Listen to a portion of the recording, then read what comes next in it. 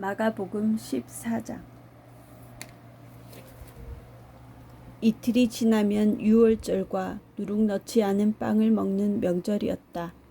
대제사장들과 율법학자들이 예수님을 교묘하게 잡아 죽일 방법을 의논하다가 군중들이 난동을 일으킬지도 모르니 명절에는 하지 말자 하였다. 예수님이 베다니에 있는 문둥병자 시몬의 집에서 식사하실 때였다.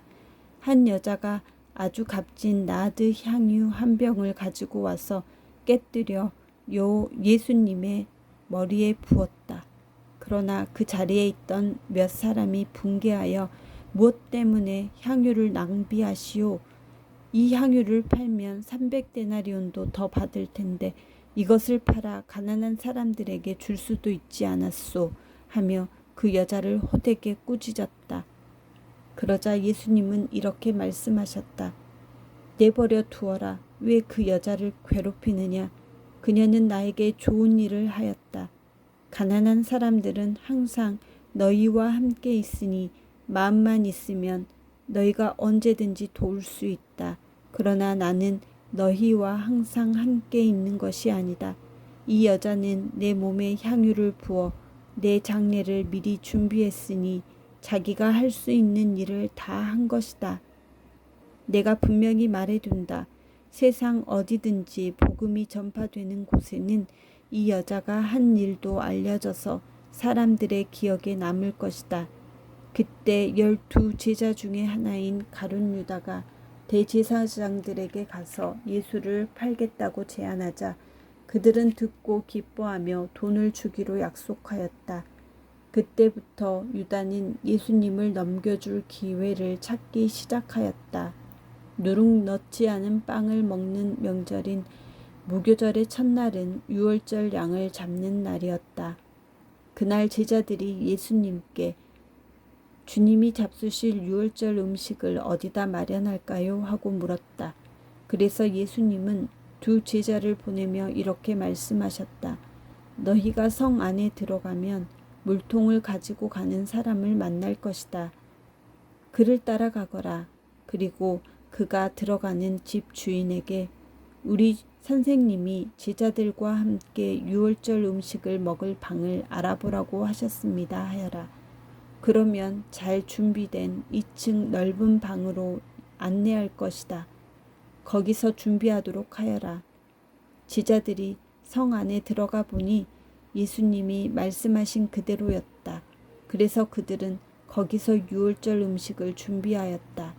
날이 저물자 예수님은 12 제자와 함께 그 집으로 가서 음식을 잡수시며 내가 분명히 말하지만 너희 중 하나가 나를 팔 것이다.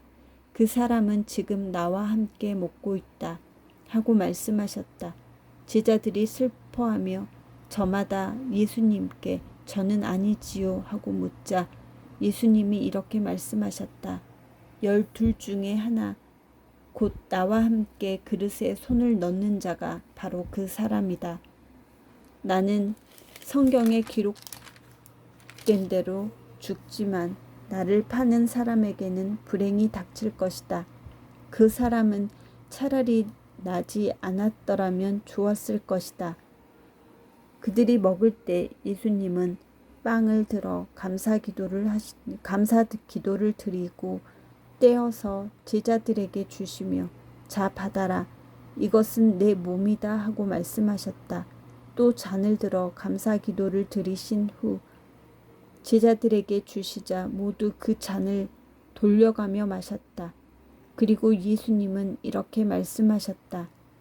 이것은 많은 사람을 위해서 흘리는 내 계약의 피이다.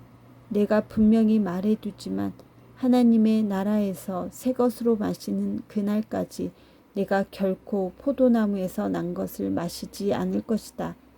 그들은 찬송을 부르고서 감람산으로 갔다. 그때 예수님은 제자들에게 이렇게 말씀하셨다. 너희가 다 나를 버릴 것이다. 성경에도 내가 목자를 칠 것이니 양들이 흩어질 것이다 라고 쓰여 있다. 그러나 내가 다시 살아나 너희보다 먼저 갈릴리로 가겠다. 베드로가 예수님께 모든 사람이 주님을 버린다 해도 저는 절대로 주님을 버리지 않겠습니다. 하자 예수님이 베드로에게 내가 분명히 너에게 말하지만 바로 오늘 밤 닭이 2번 울기 전에 내가 3번이나 나를 모른다고 말할 것이다 하셨다. 그러나 베드로는 내가 주님과 함께 죽는 한이 있더라도 절대로 주님을 모른다고 하지는 않겠습니다 하고 큰 소리로 장담하였다. 그리고 다른 제자들도 다 그렇게 말하였다. 그들이 겟세마네라는 곳에 이르렀을 때 예수님은 제자들에게 내가 기도하는 동안 너희는 여기 앉아 있거라 하시고 베드로와 야고보와 요한만 따로 데리고 가셨다. 예수님은 몹시 괴로워하시며 그들에게 지금 내 마음이 너무 괴로워 죽을 지경이다. 너희는 여기 머물러 깨어 있어라 하셨다. 그리고서 예수님은 조금 더 나아가 땅에 엎드려서 할 수만 있으면 그 고난의 때가 자기에게서 지나가기를 빌며 이렇게 기도하셨다. 아버지, 아버지께서는 무슨 일이나 다 하실 수 있지 않습니까? 이 고난의 잔을 내게서 거두어 주십시오. 그러나 제 뜻대로 마시고 아버지의 뜻대로 하십시오. 그리고 예수님은 세 제자에게 돌아와 그들이 잠든 것을 보시고 베드로에게 말씀하셨다. 시몬아, 자고 있느냐? 내가 1시간도 나와 함께 깨어 있을 수 없느냐? 시험에 들지 않게 정신 차려 기도하여라. 마음은 간절하지만 몸이 약하구나. 예수님이 다시 가서 같은 말씀으로 기도하신 후 돌아와 보니 제자들이 몹시 피곤하여 또 자고 있었다. 그들은 예수님을 보고 몸둘 바를 몰랐다. 예수님은 3번째 제자들에게 오셔서 이렇게 말씀하셨다. 아직도 자고 있느냐? 그만하면 됐다. 이제 내가 죄인들의 손에 넘어갈 때가 왔다. 일어나거라. 가자. 나를 팔아넘길 사람이 가까이 왔다. 예수님의 말씀이 미처 끝나기도 전에 12 제자 중에 하나인 유다가 왔다. 그리고 대제사장들과 율법학자들과 장로들이 보낸 많은 무리도 칼과 몽둥이를 들고 같이 왔다. 유다는 내가 예수에게 입을 맞출 테니 그를 단단히 붙잡아 가시오 하고 미리 암호를 짜둔 후 곧 예수님께 나아와 선생님 하며 예수님께 입을 맞췄다. 그러자 그들이 달려들어 예수님을 붙잡았다. 그때 예수님의 곁에 섰던 한 사람이 칼을 빼어 대제사장의 종을 쳐서 그의 귀를 잘라버렸다. 예수님은 그들을 보시고 이렇게 말씀하셨다. 내가 마치 강도라도 되는 것처럼 너희가 칼과 몽둥이를 들고 나를 잡으러 왔느냐? 내가 날마다 너희와 함께 성전에 있으면서 가르칠 때는 너희가 나를 잡지 않았다.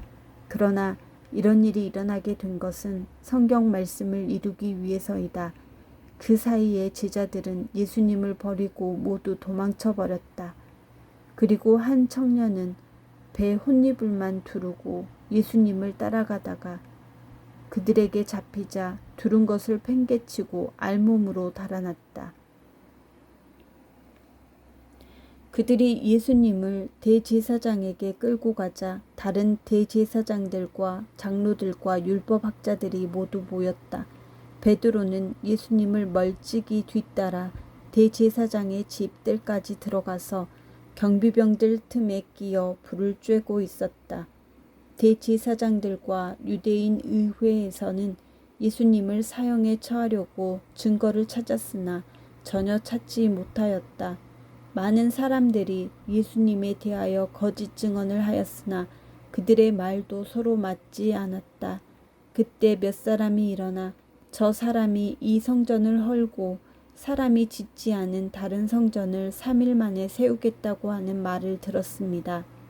하며 예수님에 대하여 거짓 증언을 하였다. 그러나 이 증언도 서로 맞지 않았다. 이때 대제사장이 일어나 예수님께 이들이 내게 불리한 증언을 하는데도 왜 대답이 없는가 하고 물었다.